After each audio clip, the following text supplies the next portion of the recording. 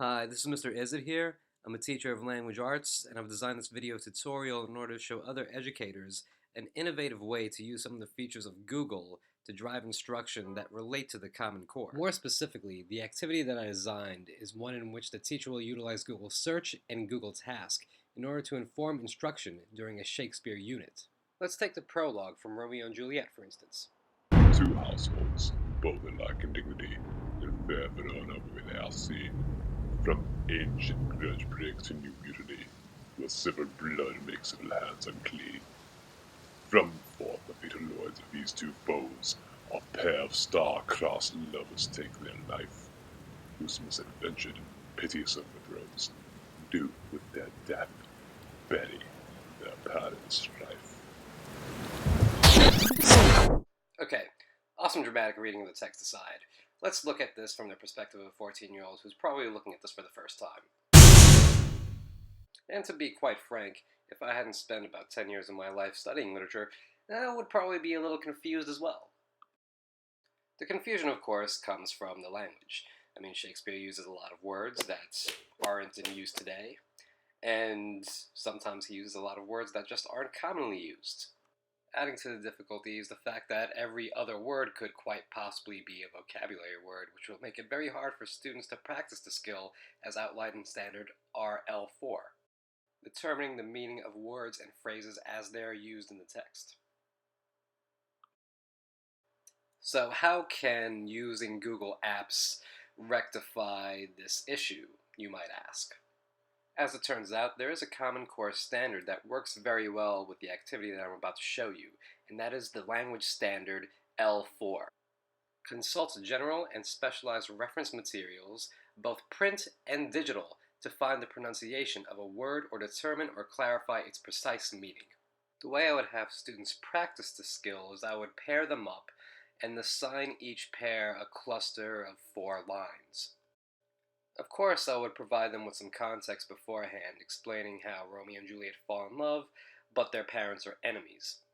That way they can just focus on doing a close reading of their assigned 4 lines. Now the second to the last line in this one cluster that I would assign to students is the perfect line for me to model this activity for you, being that there are 3 words here that could quite possibly constitute vocabulary words: misadventured, piteous, and overthrows. And they appear back to back.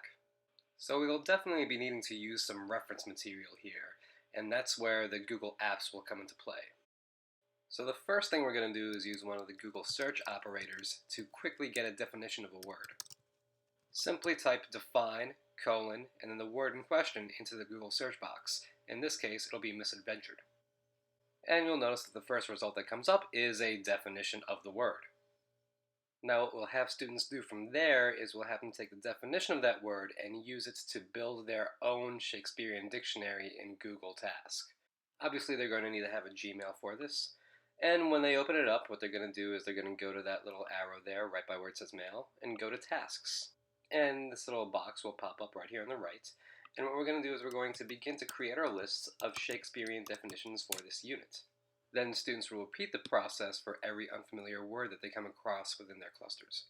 So essentially, students will be using digital reference material in order to create their own comprehensive Shakespearean dictionary. And even though this isn't necessarily what Google Tasks is intended for, it comes in pretty handy as it is very easy to alphabetize your list of definitions. All you have to do is wait for the little hand to appear and then drag. After the students have consulted the specialized reference materials to create their own Shakespearean dictionaries, they may, in their pairs, have a discussion about the definitions of those words to determine or clarify its precise meaning given the context of the act and scene that they are reading. Once that's been established, they may move on to practicing the skills outlined by Standard 2 for reading literature, providing an objective summary of the text, and determining a theme or central idea. After all, students can't get to that part until they have some comprehensive understanding of the vocabulary. So students will be utilizing technology and the internet to access digital reference material so that they may create their own easy-to-access reference material to expedite the process of clarifying the precise meaning of vocabulary words, enabling them to provide an objective summary of the text so that they may move on to analyzing in detail the development of the theme or central idea. So there you have it. a very practical way to use Google to infuse technology and the internet into your pedagogy in such a way that relates to the Common Core, promotes higher order thinking, and is student centered.